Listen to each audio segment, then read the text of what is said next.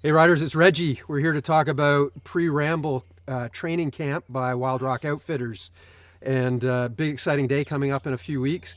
And today, to help me talk about it and why it's going to be so much fun and what you're going to get out of it, I've got Rebecca Christensen here from Peterborough, local rider. We're going to talk about all the riding that she does.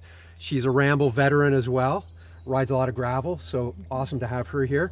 Kierans Advice, owner of Wild Rock Outfitters in Peterborough, and helping us out on this great new day that we've got with the Pre-Ramble Camp. So we'll talk about that. He and I ride a lot together. We do the big events together in the US and everywhere else.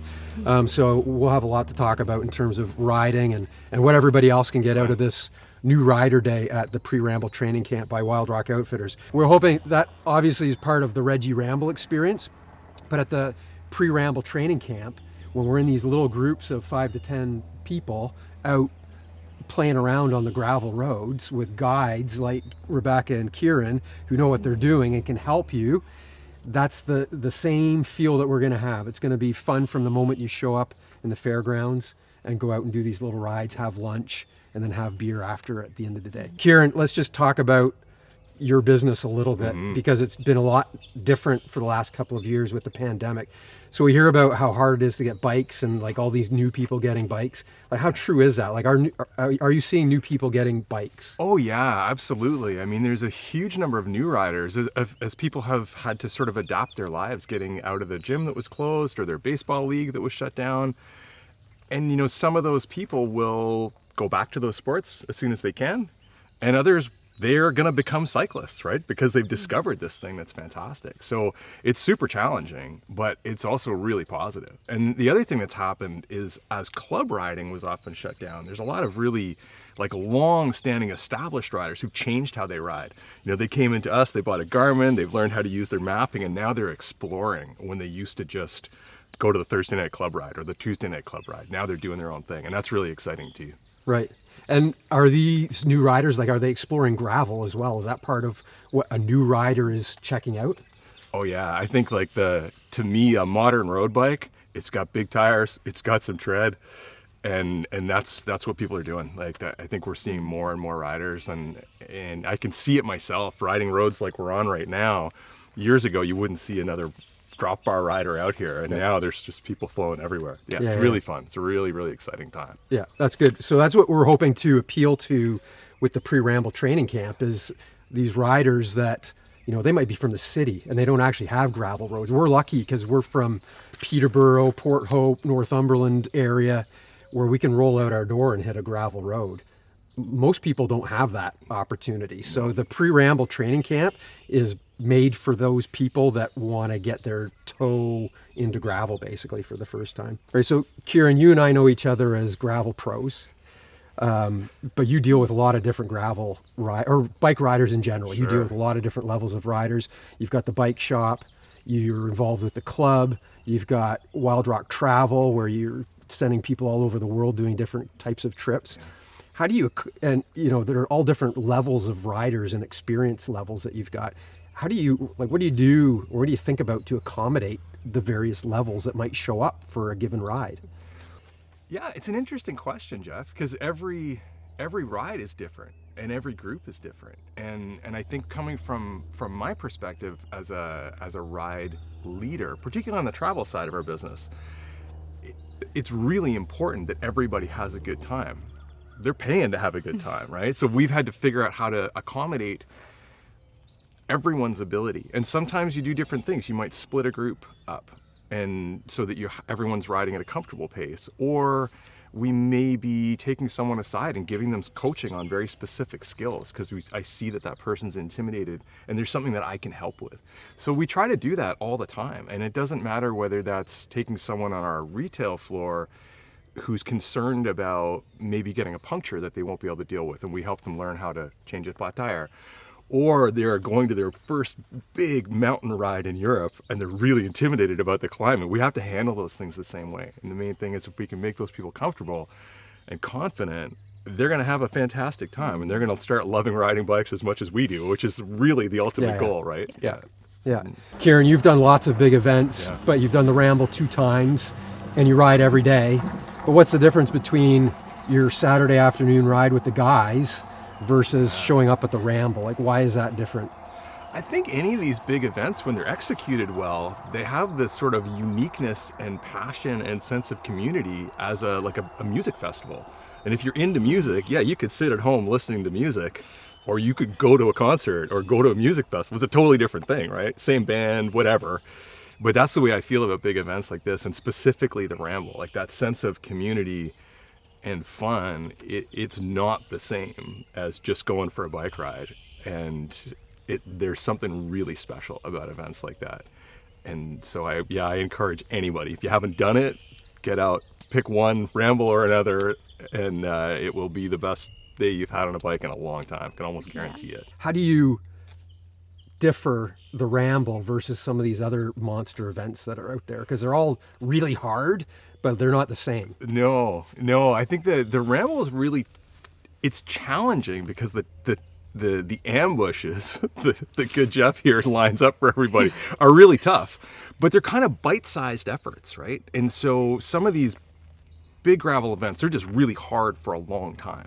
And the Ramble has these chunks that are technically difficult or physically challenging, and then you get back to sort of more sedate, what we'd call normal gravel riding. Yeah. Which makes it a really accessible event, but the loops also mean that there's kind of a bit of a safety net there for you. So if you want to take on the 200, but you're not totally sure that you can do it because you're coming back through the fairground a number of times, you kind of have that place where you can back out if you feel like you need to. So it makes it possible for people to take on what's really a huge challenge for them without being so far out on the limb that it's a big risk. I think it's a really cool event. I love being part of it. Yeah. Well, and we try to make it different from all the others. I try to learn from the other ones to make the Ramble a better event. So I'm glad that you enjoy it, and I'm glad that you've done it 2 times, and I hope that you do it while you're signed up again this year. It's gonna happen. So yeah. But we do not encourage riders to bail out after loop 1 or 2.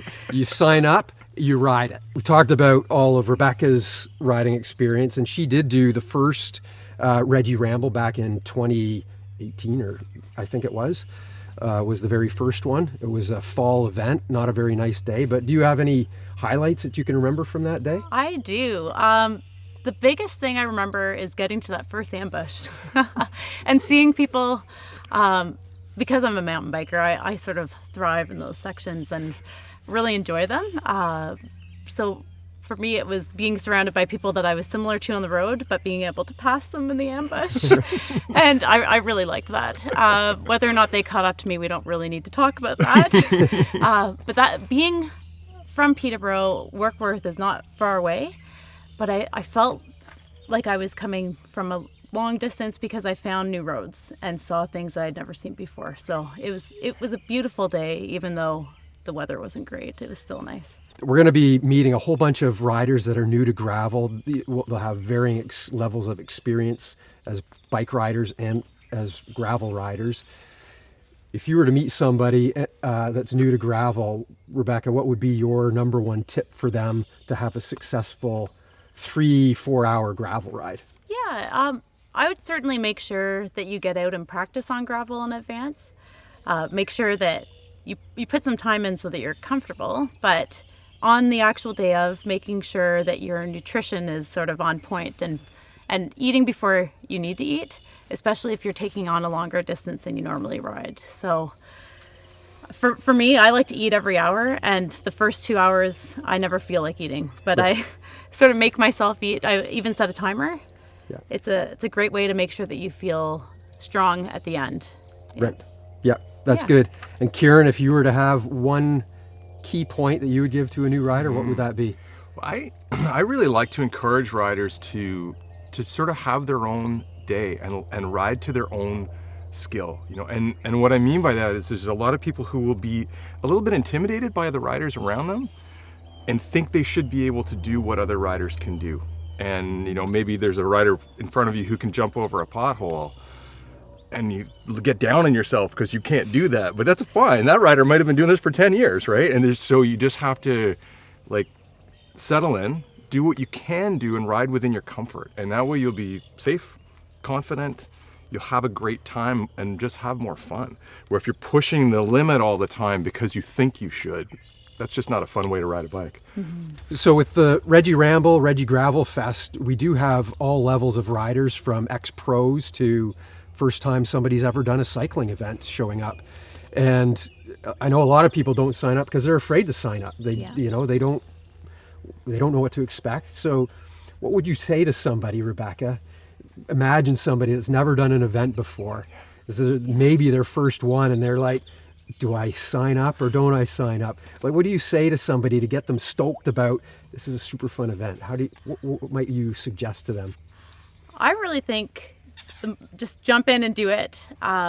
You're going to have the best day ever. And there might be things that are unexpected that happen, things that are exactly as you predicted, but keep an open mind and just know that it's going to be your day, and you'll have some great experiences that you can use in the future based on that day. And while you're there, if you're nervous, know that there are other people around you that are super nervous as well, and make sure you say hi to them on the start line. Yeah. Meet a friend.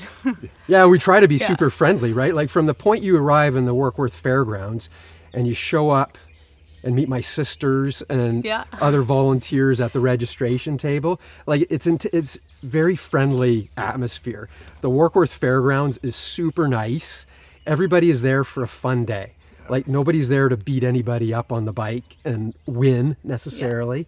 They're there to have a great day. So I think that's... And there was food important. and beer when we finished. Food so, and beer when it doesn't get much better than that. It just continues to improve once you finish.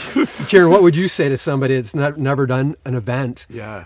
How do you stoke them up? Well, I think with the way Rebecca said this, this is your day, and I think that's really important. And we see this on the travel side of our business too, where people are often in an event like this, they're taking on something they've never really considered before. It's really big. And they maybe think about the fact that at home I would only go for a 70-kilometer ride, so this 120K 2 loops is going to be a huge challenge. But at home, you're probably thinking about having to mow the lawn and do the groceries and all that stuff later in the day, so you're trying to pack everything in. But an event like this is all you're doing. Your responsibility is to eat, drink, have a lot of fun, and get this ride done. And it's much more manageable when it's sort of encapsulated into an event like that. It's really fun.